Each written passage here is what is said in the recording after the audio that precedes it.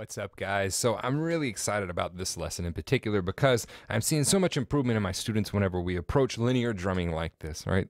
So let's get two things out of the way. First of all, I have two guest artists coming to the website this actual month. I have Ronnie Tutt, who played with Elvis Presley, Neil Diamond, The Carpenters, Billy Joel, tons of others. And then I have Jim Riley. That is a huge, huge thing, guys. You need to tune into this. Jim Riley is voted #1 country drummer in Modern Drummers Readers Poll this year, 2013, and he's also the band leader and drummer for chart-topping group Rascal Flatts. You may say, oh, country music, dude. This guy is a killer clinician. He's written books. He went to UNT. He's an immensely talented educator. So you don't need to miss that. April 22nd is when Jim Riley is going to be there. I have this special going on right now where I'm giving away $100 for every 10 people that sign up for a year. So please take advantage of that. So you have 1 in 10 chance of winning that. Just go to the website. The links are below this video in the comments section. All right. Also, if you want the sheet music to this, you can go to the video description below this and follow a link, and you'll find the sheet music. So let's look at this linear pattern. What's it made of? How do I think of linear? I like to think of linear in stickings, and of course people say, well, Gary Chaffee did that. Of course he did. It's one of the easiest way to think about it in stickings. And so if we think of this certain pattern is going to be a 6-7-3, and I taught a 3-part series on this, and this is a real synopsis, just kind of a short version of what I taught on in 3 different lessons in the live lessons. But what this is a 6-7-3 sticking. So it's made up of a 6 sticking, which is going to be foot, right, left, right, right, left.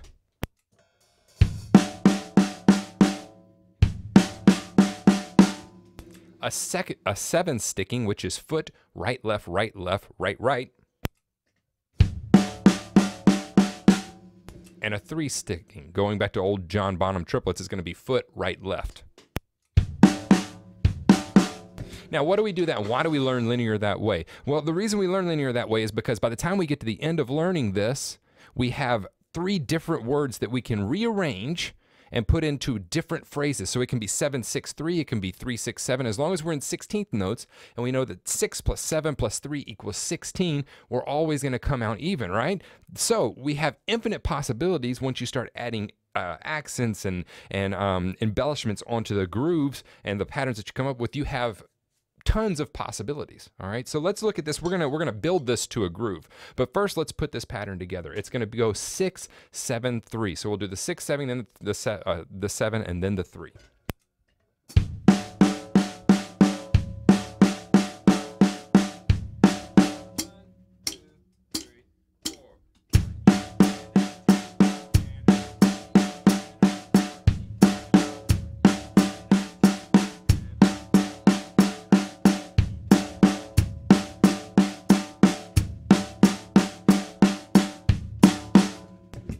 So that's the sticking all together. Then we do what I call breaking it out of the box. Anytime you learn a linear pattern, I started my box here. Anytime you learn a linear pattern or a rudiment, it's in a box. So you learn it right here in this box. We got to break that out of the box, and eventually we want the box to encompass the whole kit.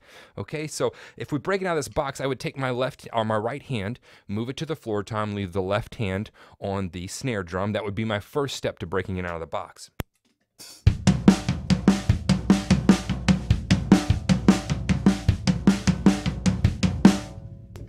Once I had that down, I would take my left hand, move it to the high tom, right hand on the snare drum, and play it like that.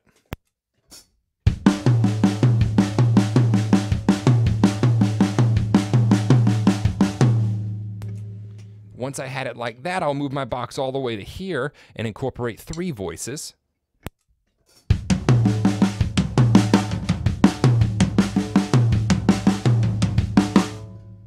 And I know I'm going through this quick, but this is in that 3-part series, and we're kind of building to a groove here. I'm just showing you how to kind of break it out.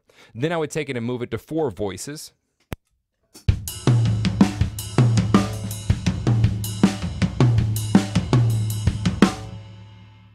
So now we've slowly and methodically moved it out to where our box is now this big. It now incorporates these 4 voices, and then later you can incorporate the hi-hat and the other crash. So that's kind of how you break it out. But what I want to do is I want to go and make this a groove. So any linear pattern, you can make a groove. So let's do this 6-7-3, and let's put some rules into this linear sticking.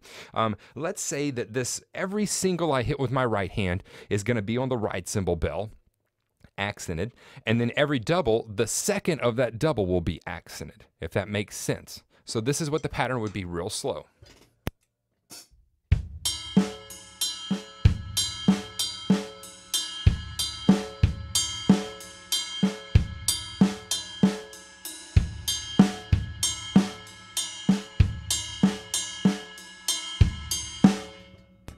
That in and of itself is not very special, but that's just one of the rules. Now the next rule, let's say in that 7 sticking, which is going to be the upbeat of 3, the way we have it laid out right now, let's accent that second left. So it's going to be foot, right, accented left. That'll be on the and of 3. 3 and 4 and.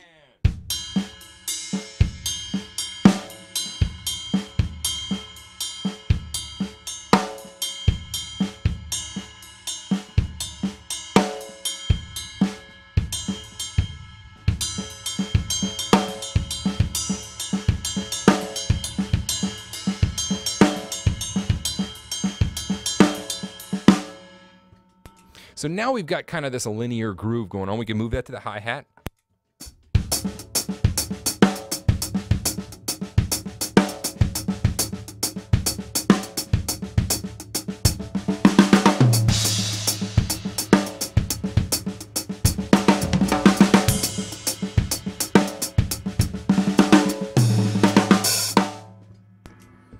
So you see how real quickly this very simple linear pattern of a 6 sticking, 7 sticking, and 3 sticking is becoming kind of hip. Now, I'm going to do something else. This is a little bit longer of a lesson. Let's just have fun here. Let's take, and we're going to put the hi-hat on the upbeats. So 1 and 2 and 3 and 4 and 1 and 2 and 3 and 4 and.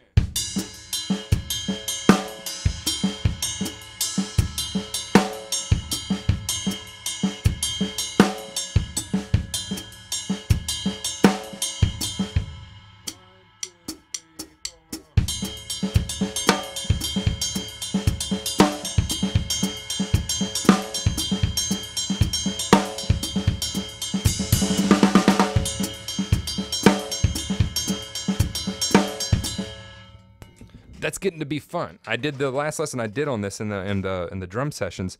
I was sitting there playing around, and one of the guys on the chat board, Marcus Frank, heads up, Marcus. That was a virtual fist bump. If anybody was wondering, clapping the, I know, nerd. Oh, Marcus is in like every lesson. He gets the award for most attended. He's even in lessons I'm not on. Like it'll be like midnight, and I'll get on the site, and he's like, "Dude, you here? Is there a lesson?" I love Marcus, man. But he's like, "Hey, what if you took the unaccented notes and you put them on the hi-hat and then left the accent on the snare drum? Keep the hi-hat on the upbeats." And I thought, well, I don't know, what does that sound like? So we tried it. Here's what it sounds like. 1, 2, 3, 4.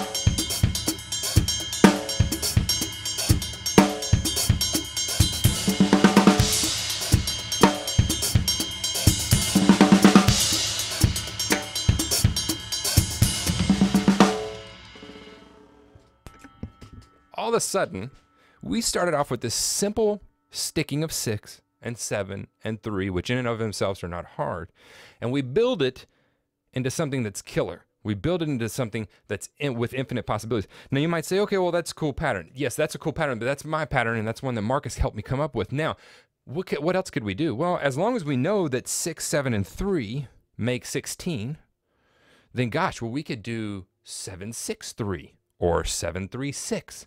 We could make a 2-bar groove out of this if we go maybe 6, 7, 3, and then we go 7, 6, 3.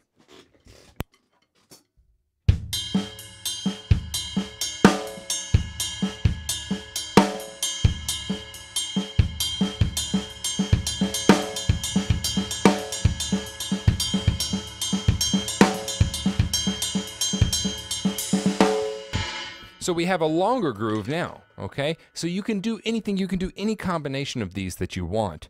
It's just your imagination is the only thing that limits you. And we were in that lesson. We were having a blast. Felt like I was in college again. I used to have a friend that we would do practice sessions together.